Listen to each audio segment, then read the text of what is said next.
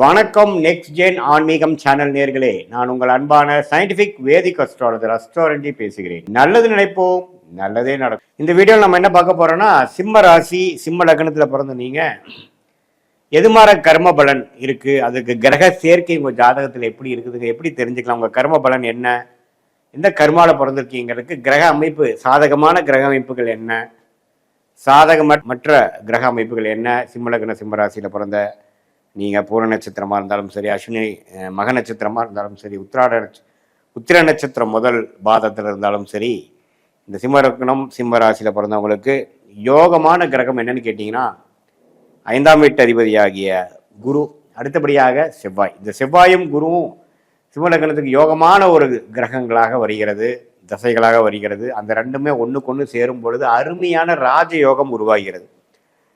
So அப்படி இல்லாமல் குரு சனியோட சேரும் பொழுது கொஞ்சம் வலிமை குறைகிறார், அதோட ஷைன் குறையுது. அதே மாதிரி செவ்வாயோட சனி சேரும் பொழுது செவ்வாய் கொடுக்க வேண்டிய பலன்கள்லாம் குறையுது. அதே மாதிரி சனியோட சம்மந்தப்படாமல் குரு சந்திர யோகம், சந்திரனோட சம்மந்தப்பட்டு, செவ்வாய் சந்திரனோட சம்மந்தப்பட்டு குருச்சந்திர யோகம், சந்திரமங்கல் யோகம்னு ஆகும் பொழுது அருமையான பலன்கள், வாழ்க்கையில மேலும் மேலும் ஜெயிக்கக்கூடிய அற்புதமான கர்ம பலன்களை கொடுக்கக்கூடிய அமைப்பு சிம்ம லக்னம் சிம்மராசிக்காரர்களுக்கு வந்துடும். அதே மாதிரி குருவும் செவ்வாயும் சனியோட சேர்ந்து பாதிக்கப்படாமல், சந்திரனோட சேர்ந்து அதிக நன்மையை பெறாமல் சுக்கிரனோட சேரும் பொழுது நம்ம ட்ரிக்கான விஷயம், குரு சுக்கிரனோட சேருவது தவறு. எது மாதிரி தவறு? குழந்தைகள் விஷயம், பூர்வீக அந்த தாம்பத்திய விஷயத்தில், அது மாதிரி விஷயத்துலலாம் கொஞ்சம் அவ்வளோ நல்லா இருக்காது. கொஞ்சம் பலன்கள்லாம் கொஞ்சம் சுமாரான அமைப்புகள் இருக்கும். வாழ்க்கையில் ஜெயிக்கக்கூடிய அமைப்புகளில் சில உத்வேக குறைவுகள்லாம் கொஞ்சம் வரும்.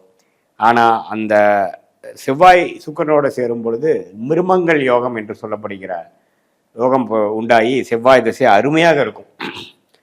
கட்டிடம், விளையாட்டு, நெருப்பு, மெடிக்கல் ரிலேட்டட், மருத்துவம், அது மாதிரி துறையில் நல்லா வரக்கூடிய அமைப்புகள்லாம் கொடுக்கும். அதே மாதிரி புதனோட செவ்வாய் சேருவது மிகவும் தவறான ஒரு காம்பினேஷன். புதனும் கெடுவார், செவ்வாயும் கெடுவார். அதே மாதிரி புதனும் செவ்வாயும் சனியும் சேர்வதும் மிகவும் தவறான காம்பினேஷன்ஸ். ஸோ இதில் தவிர்க்க வேண்டிய விஷயம், ராகு எந்த கிரகத்தோடையும் சேரக்கூடாது. சனி எந்த கிரகத்தோடு சேர்ந்தாலும் அது கொஞ்சம் பிரச்சனைக்குரிய அமைப்பாக இருக்கும். அதே மாதிரி சந்திரன் சனியோடு சேர்வது தப்பு, சூரியன் சனியோடு சேர்வது தப்பு. இதெல்லாம் புத்திர விஷயத்திலையும் அப்பா விஷயத்திலும் நமக்கு ஒரு நல்ல அமைப்புகள் கொடுக்காம போகிறதுக்கு வாய்ப்பு இருக்குது. இதையே ஒரு குரு, பௌர்ணமி சந்திரன், ஒளி பொருந்திய ஒரு அமைப்பில் இருக்கும் பொழுது, சுக்கிரனின் தாக்கத்தில் இருக்கும் பொழுது, புதனின் தாக்கத்தில் இருக்கும் பொழுது நல்ல பலன்கள் கிடைக்கும். ஸோ உங்கள் ஜாதகத்தில் எது மாதிரி காம்பினேஷன்ஸ் இருக்குதுன்னு பாருங்கள். அதில் சிம்ம லக்னத்துக்கு வரவேண்டிய தசைகளாகிய செவ்வாய் திசை, குரு திசையில் அருமையாக இருக்கும். வரக்கூடாத திசைன்னு எடுத்துட்டிங்கன்னா கண்டிப்பாக சனி திசை தான். ஸோ சனிக்கும் சூரியனுக்கும் ஆகாது. அதனால சூரியன் தான் சிம்மராசியோட அதிபதி, சிம்ம லக்னத்தோட அதிபதி. ஸோ ரெண்டும் சேருவது தவறு, ஜாதகர் பாதிக்கப்படுவார். ஸோ எது மாதிரி காம்பினேஷன்ஸ் உங்களுக்கு இருக்குது, அதே அவயோக கிரகமாகிய சனி கொஞ்சம் நல்லபடியாக இருக்கும் பொழுது, குரு சுக்கிரன் தாக்கத்தில் இருக்கும் பொழுது கொஞ்சம் நல்ல பலன்கள் கொடுப்பார், பாதிப்பு குறையும். ஸோ இது மாதிரி அமைப்புகள்லாம் உங்கள் ஜாதகத்தில் எப்படி இருக்குது, எது மாதிரி தசா புக்திகள் போய்கொண்டு இருக்கிறது, எதை நாம் எதிர்பார்க்கலாம், எதை நாம் எதிர்பார்க்க வேண்டாம், ஒரு டிகிரத்துக்குள்ள டிகிரி அடிப்படை எவ்வளோ, 15 டிகிரிக்குள்ள இருந்துன்னா சேர்க்கை, 18 20 டிகிரிக்கு மேலே போச்சுன்னா சேர்க்கையே இல்லை.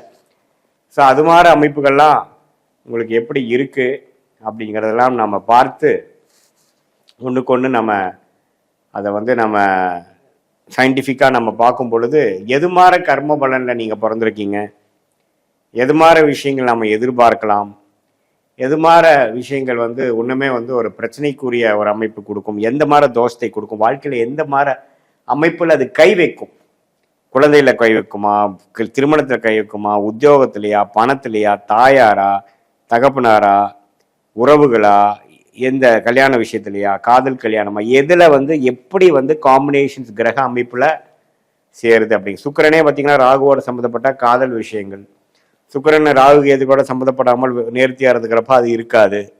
இதெல்லாம் ஒரு கிரகமும் கர்ம பிணைகளே பார்த்தீங்கன்னா அந்த சேர்க்கையில தான் இருக்குதே ஒழிய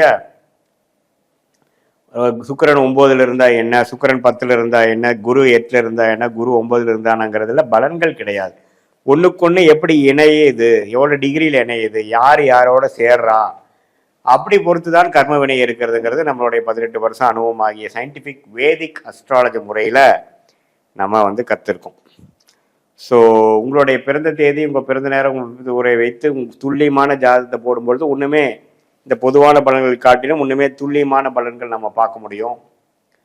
எப்படி அடுத்து வரக்கூடிய தசாபுக்திகள் எப்படி இருக்குது, அடுத்து வரக்கூடிய காலகட்டங்கள் எப்படி இருக்குது, எது மாதிரி யோகத்துறைகள் உங்களுக்கு வரும், எது மாதிரி மாற்றங்கள் நல்லது, எப்போ வேலை மாறலாம், எப்போ உத்தியோக உயர்வு இருக்குது, எப்போ வந்து வாழ்க்கையில் செட்டில் ஆக முடியும், எப்போ வாழ்க்கையில் வந்து நல்ல விஷயங்கள் காத்திருக்கிறது, எது வரைக்கும் நம்ம பொறுமையாக இருக்கணும், உடல்நல கோளாறுகள் எப்படி சரியாகும், எது மாதிரி விஷயங்கள் காட்டுது, லக்னம் எப்படி இருக்குது, ராசி எப்படி இருக்குது, ஒரு ஒரு கிரகமும் சேர்க்கை எப்படி இருக்குது, எந்த சாரத்தில் இருக்கிறார், ஸ்தான பலம், திக்பலம், திருக்பலம் எப்படி இருக்குதுங்கிறதெல்லாம் ஒருங்கிணைத்து நம்ம பார்க்கும் பொழுது உண்மையே வந்து ஒரு துல்லியமான பலன்கள் வந்து நம்ம வந்து எதிர்காலத்தை திட்டமிடுவதற்காகவும் நம்ம வாழ்க்கையை செம்மையாக வாழ்வதற்காகவும் உண்மையே நம்மளுடைய லைஃப் பொட்டென்ஷியலை ரீச் பண்ணக்கூடிய அமைப்பாகவும் நம்மளால் பண்ண முடியுங்கிறத நான் சொல்ல விரும்புகிறேன்.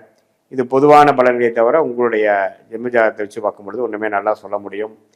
இதனால் தேவையற்ற சமய விரயங்கள், தேவையற்ற பொருள் விரயங்கள் எல்லாத்தையுமே நாம் தவிர்த்து உங்கள் கர்மாவின் பிரகாரம் உங்களுடைய வாழ்க்கையை நீங்களே திட்டமிட்டு உங்களுடைய ஜாதகத்தில் எப்படி இருக்குது, எந்த கிரகம் யோகமான கிரகம், அந்த கிரகத்தின் தொழில் என்ன, அதோட அமைப்பு என்னங்கிறதெல்லாம் பார்த்து அதுக்கு தகுந்த மாதிரி வாழ்க்கையை திட்டமிட்டு அந்த துறையை நம்ம தேர்ந்தெடுத்து வாழ்க்கையில் போராடும் பொழுது எளிதில் வாழ்க்கையில் வெற்றி பெற முடியும் என்று சொல்ல விரும்புகிறேன்.